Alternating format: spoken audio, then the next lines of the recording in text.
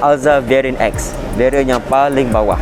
Jadi spek dia macam mana? Apa je Pro 2 bagi pada spek Variant X ni kan? Adakah terlalu kosong?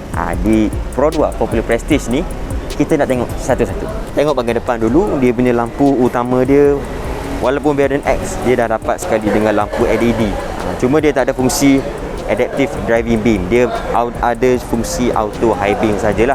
Dan kalau tengok dia punya, dia tak ada chrome sikit, bahagian dalam dia kosong sikit lah. Bahagian ni membezakan antara X dengan yang lain. Dia punya grill dia ni, dia bukan chrome, dia silver painted. Yang ni grill ni, dia punya chrome bar ni orang panggil bar lah, dia bukan chrome. Dan dia punya grill, dia tak ada finishing yang gloss black punya, plastik kosong saja, pattern macam ni. Dan X tidak dilengkapi dengan lampu kabus bahagian depan, tak ada, kosong saja. Jadi cuma ada perumah dia saja. Itu saja bahagian depan dia. Bahagian sisi dia, yang pertama adalah kita tengok dia punya rem. Rem dia pakai rem 15 inci dan dia punya tayar dia daripada Hankook Kinergy Eco 2. Dia punya profil tayar dia 185/65 R15 lah. Dan dia satu ton je lah. Dia punya rem ni, bentuk dia macam ni. Apa lagi?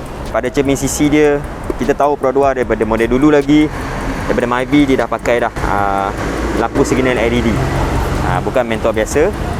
Dan kalau kita tengok dekat bahagian cermin utama dia ni, dia punya B-pillar dia tak ada cat, dia body paint, dia tak ada cat warna hitam kat sini. Dan pemegang dia standard lah, dia tak ada skirting apa-apa. Itu sahaja. Dan mungkin ada yang tanya, tangki dia berapa penuh? 43 liter. Okay, kalau kita isi dengan RON 95, bawah daripada RM90 lah boleh dapat. Dan untuk bahagian belakang, kita tengok dia punya, dia tak ada spoiler. Dia tak ada spoiler, ada lampu brake ketiga LED.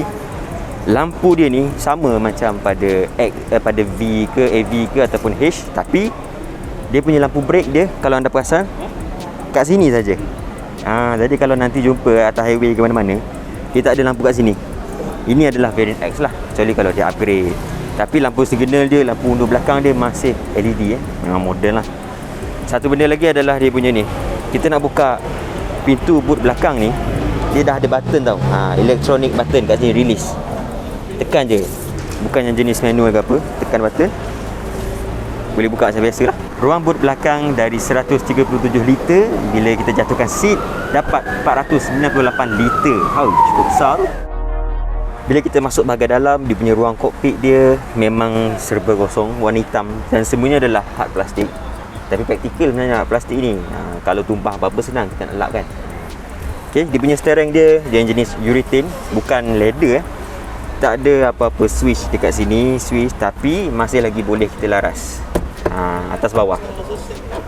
Dia punya panel meter bukan digital, dia pakai analog macam biasa, yang kata spek asas lah. Kemudian dia punya sistem infotainment pun, kalau kita tengok sistem audio yang biasa, besar ni kalau ikut, tapi ialah sebab dia tak ada skrin apa-apa.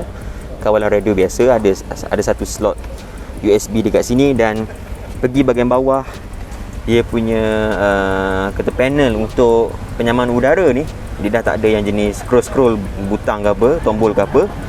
Dah pakai digital, fully digital, dan dia sekali ada dengan fungsi memory M1 dan juga M2. Kita boleh set macam mana.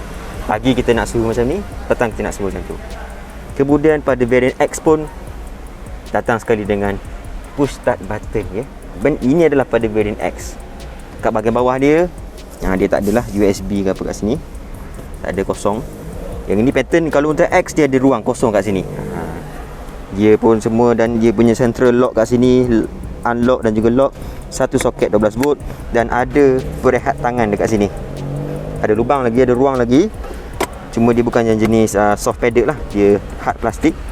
Dan handbrake dia adalah manual, konvensional macam biasa. Itu antara bahagian-bahagian depan dia. Tengok bahagian atas kejap. Masih lagi ada cermin lah. Bagi cermin juga. Cermin muhasabah diri orang panggil. Okey. Dan satu ruang dekat sini, satu ruang dekat sini. Ini menarik. Macam pada Myvi ke Kenari, macam tu lah. Lebih kurang macam tu. Jadi itu saja pada bahagian depan. Tengok bahagian belakang. Okay, bila kita masuk bahagian second row, sebelum tu tengok dulu dia punya panel pintu lah. Dia ada satu botol holder kat sini. Bahagian belakang ni pun ada botol holder. Dan dekat bahagian bawah pun masih lagi ada ruang kompartmen yang kosong yang banyak. Pintu agak lebar lah. Tengok bahagian atas memang ada corong penyaman udara sama dengan kabin elevator ni kan. Cumanya dia bukan kita boleh laras suhu lah. Dia cuma blower saja angin. Dia ada 3 peringkat. Tapi okey, kita boleh laras dekat depan. Kat belakang pun akan rasa sama suhu macam mana dekat depan. Itu adalah fungsi menarik lah. Ada sekarang dalam aircon. Tengok dia punya seat depan dia ni menarik lah. Saya berkenan dia punya ni, reka bentuk dia ni. Dia ada seat pocket dua-dua. Dan dia bentuk dia concave. Dia ke dalam. Jadi dia bagi ruang tambahan pada lutut ni sebenarnya. Ada 3 lebih lah. Dekat konsol tengah dia ni adanya 2 slot pengecasan USB. Dan satu ruang kosong dekat sini kita boleh letak lah sama ada telefon ke apa benda. Tengok balik dekat seat dia. Seat dia material fabric dengan ada pattern dekat sini. Cuma untuk variant X dia tak ada yang center armrest yang ni. Perehat tangan kan. Pada model atas dia ada. Yang ni tak boleh. Selain daripada boleh lipat, kerusi ni dengan mudah. Kerusi ni boleh dilaraskan dari segi jauh mana kita nak pergi. Kalau second row mungkin kita boleh extend sampai ke belakang. Ini paling belakang lah. Dengan kedudukan yang saya dah laraskan untuk penumpang, untuk pemandu. Tapi kalau ada third row, bila ada orang duduk kat belakang, kita adjust sikit macam ni. Luas. Dan masih lagi ada ruang pada second row. Sekarang saya berada di third row. Dan ini adalah kedudukan yang paling tegak. Kita boleh laras lagi untuk jadi landai lagi. Ini kedudukan yang selesa dah. Maafkan perut saya nampak punca sikit. Okey, ni ruang kaki. Saya dah laraskan second row yang mana ada pertimbangan lah untuk ruang kaki second row dengan third row. Ini saya berketinggian 167, 168 cm. 5 kaki lebih lah. Dan cuma apa yang saya rasa macam menarik lah, sebab ni dia punya kursi ni agak tinggi. Jadi kita tak rasa macam kedudukan yang squat. Biasa kan squat kan, yang ni okey. Dan satu benda yang bagi saya macam disadvantages lah, kekurangan sebenarnya.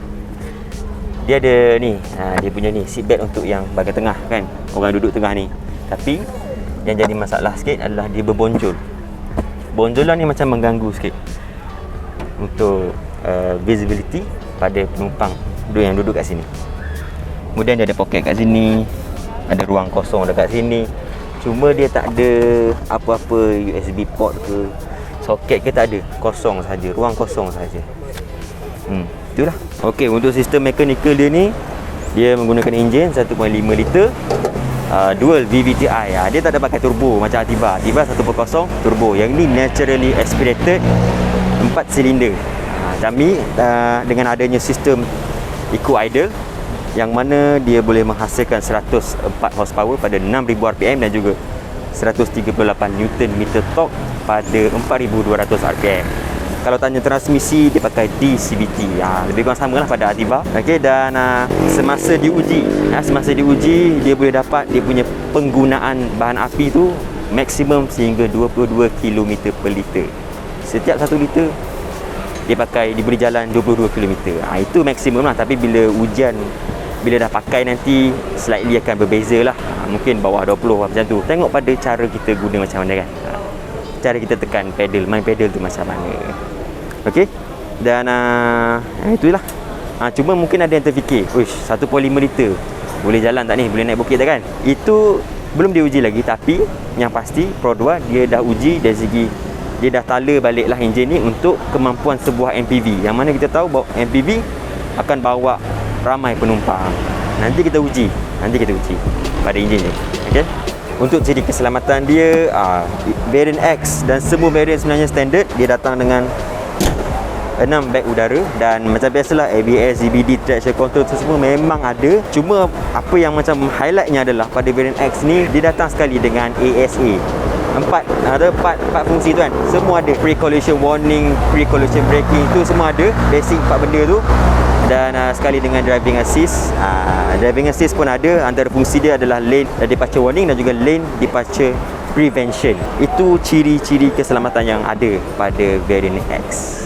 Okey, untuk harga Alza variant X ni, dia berharga 64,700 lebih. Jadi itu pun harga on the road dah termasuk dengan insurans semua. Jadi macam mana? Berminat tak dengan Alza X? Kalau berminat, booking melalui saya pun boleh.